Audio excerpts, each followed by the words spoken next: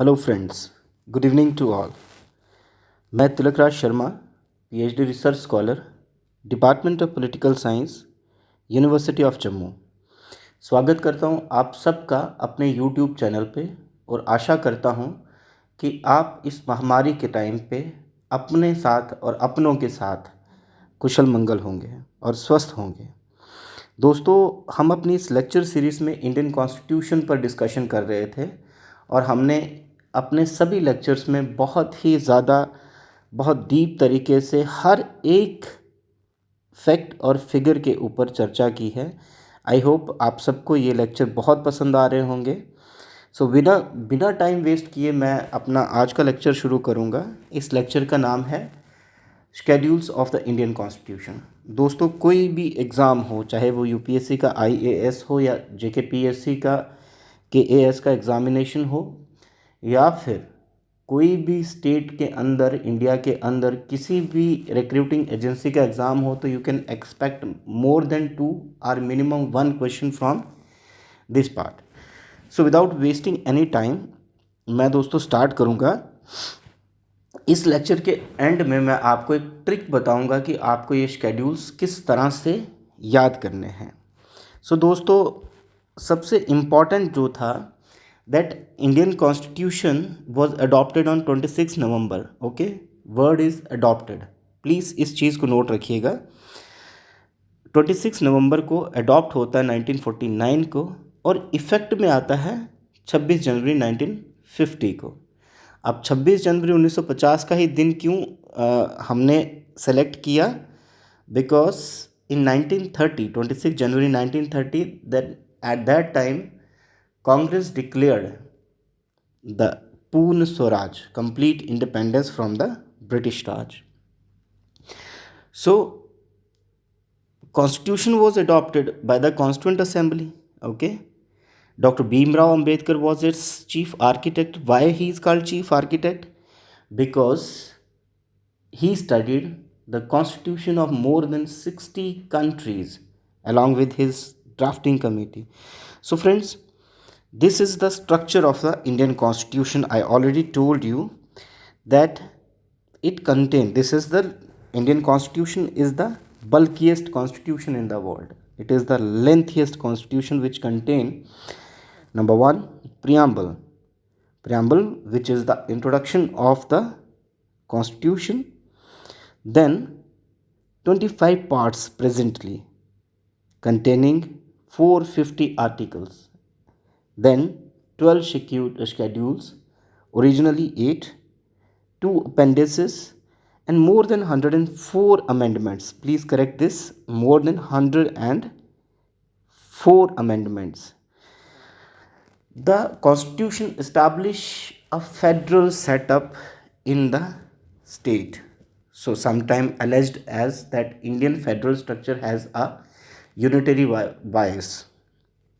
So I hope आप सबको ये समझ आया होगा। The prominent among these part are the fundamental rights, directive principles, you can see here, and the fundamental duties.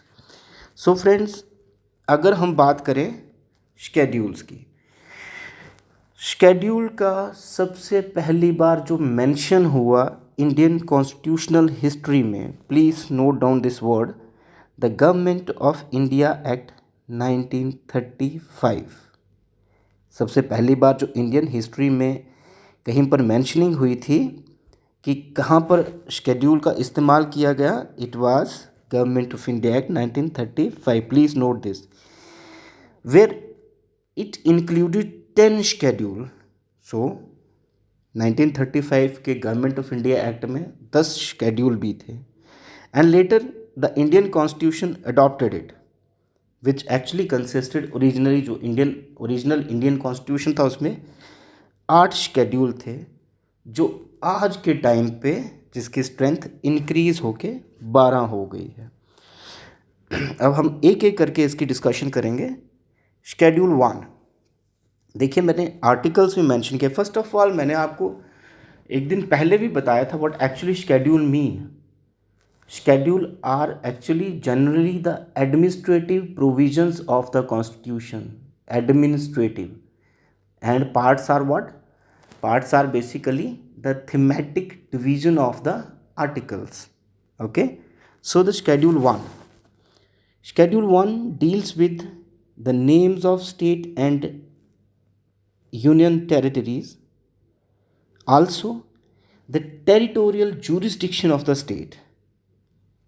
So it simply means that part 1 is included in schedule 1 also, means article 1 to 4. Fine. Schedule 1 states names of the states and union territories, then territorial jurisdiction of the state. Then second schedule, दोस्तों ये बहुत important है second schedule, इसमें से question आता ही आता है, अब आपको ये पूरा ध्यान से देखना है। सेकेंड शेड्यूल में जो आर्टिकल आते हैं, article 59, 65, 75, 97, 125, 148, 158, 164, 186 and 221. Now what are the features of the second schedule? That it deals with are the provisions in relation with the allowances. Note रखना word allowances, privileges, emoluments of. अब इनमें से question आता है कि emoluments किस किस case में आते हैं। सबसे पहला president of India, okay, and in states governor, speaker and deputy speaker of Lok Sabha, chairman and deputy chairman of Rajya Sabha, Speaker and Deputy Speakers of State Legislature Assemblies, Chairman and Deputy Chairman of State Councils, then Supreme Court Judges, High Court Judges and Comptroller and Auditor General, what you call the CAG. अब इसमें से आपको question कैसे पूछा जा सकता है, ये बहुत इंपॉर्टेंट है।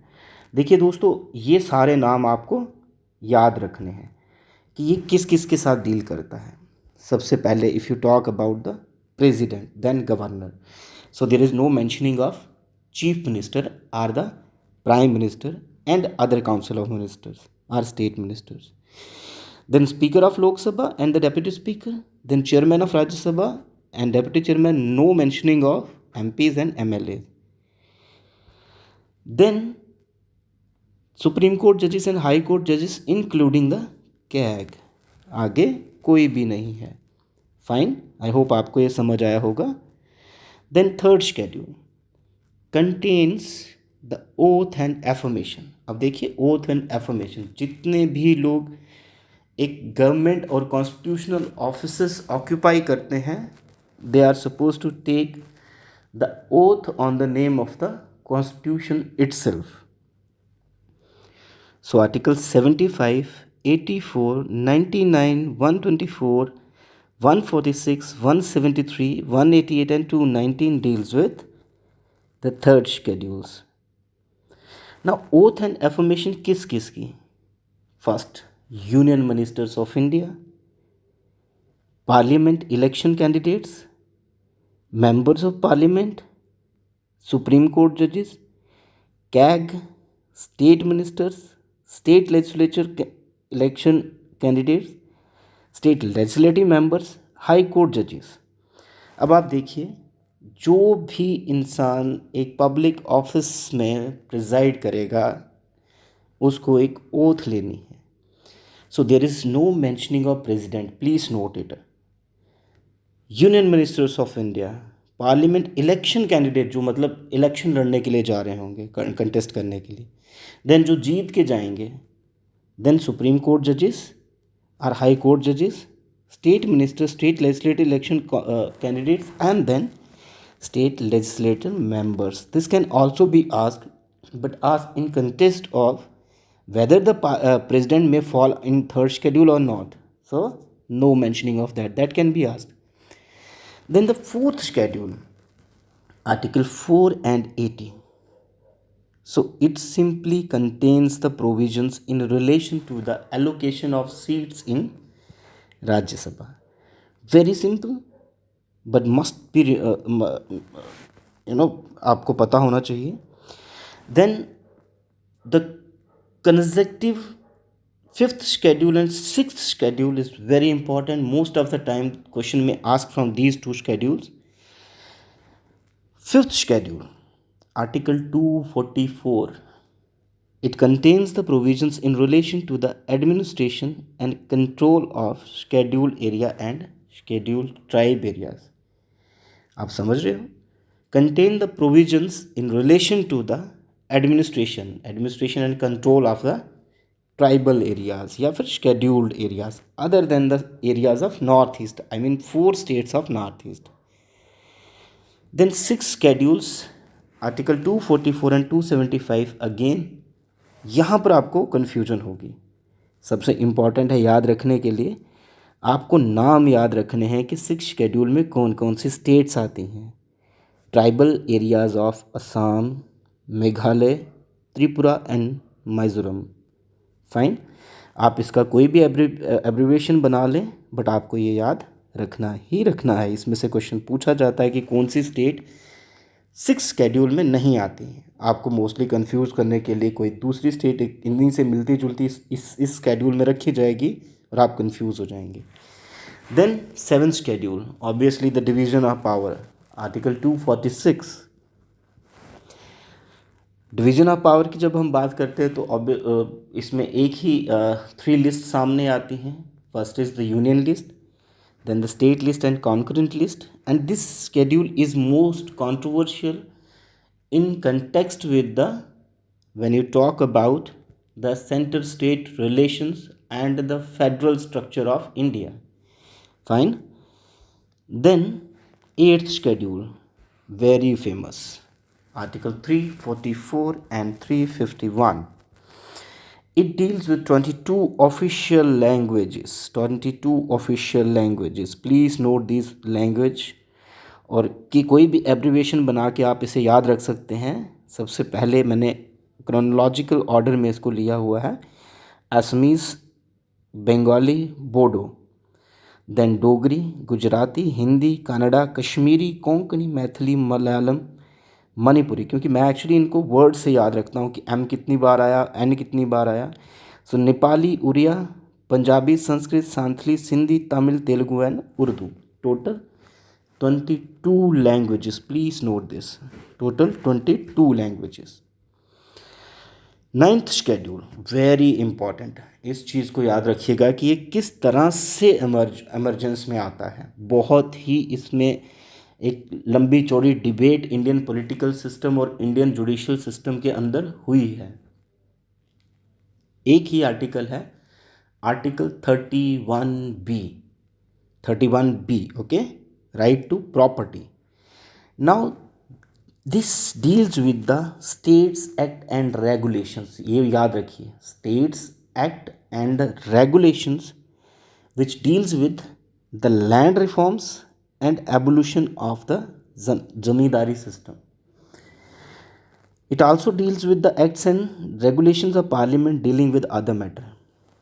अब देखिए इस 9th शेड्यूल के पीछे टोटली मैंने कहा ओरिजिनली 8 शेड्यूल थे. 9th शेड्यूल कैसे लाया गया?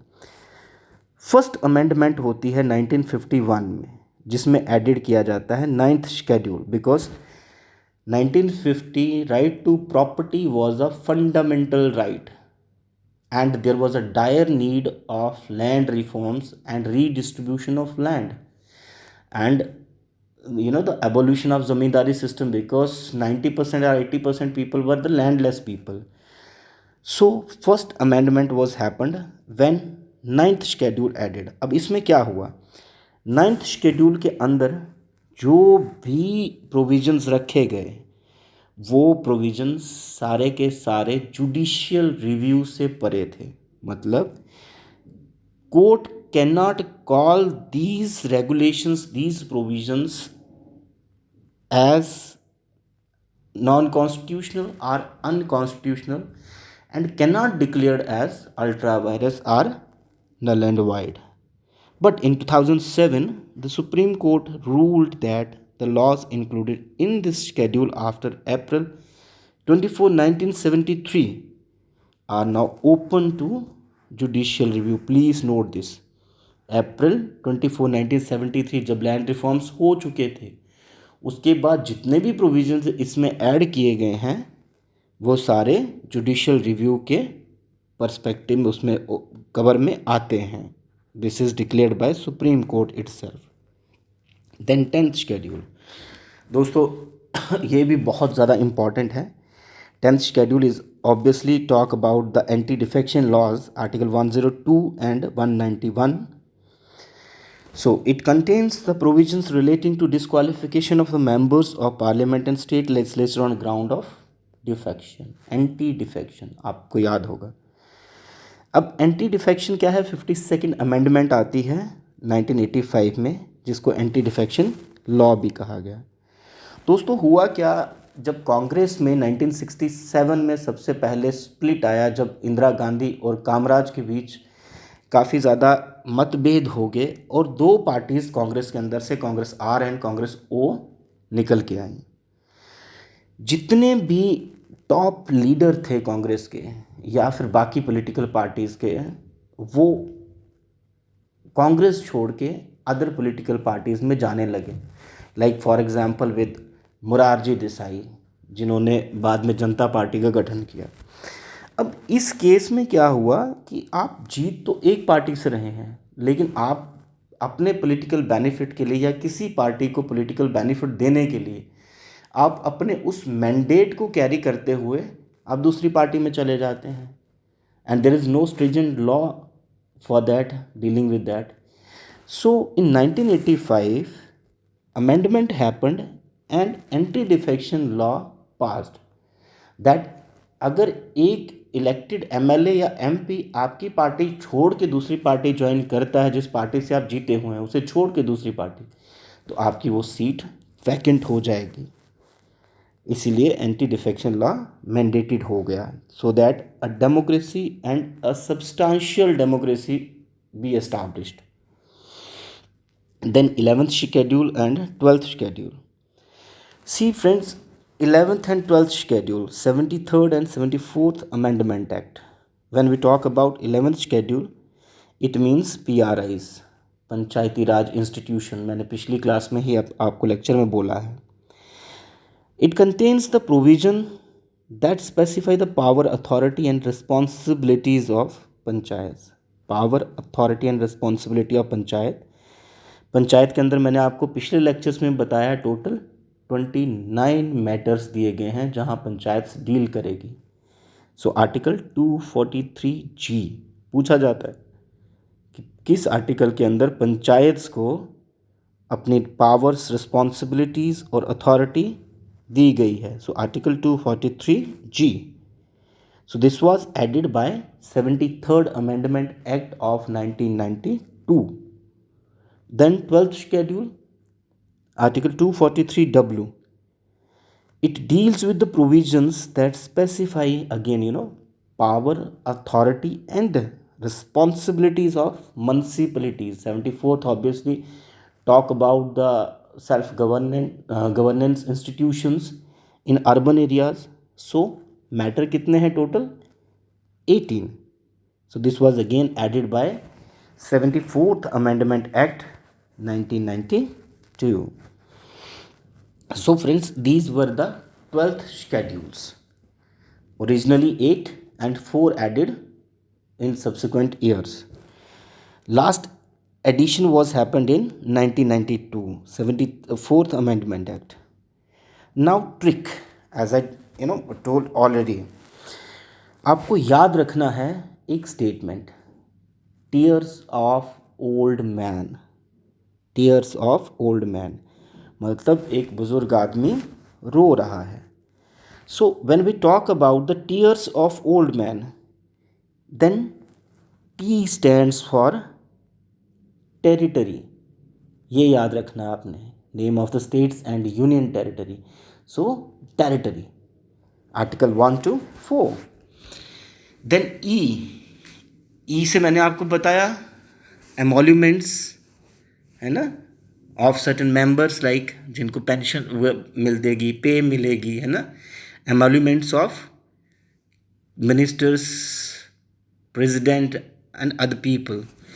Then A stands for affirmation, R stand for allocation of seats in Rajya Sabha, S stands for schedule area, O stands for other schedule area, and then F stands for federal structure, that division of powers.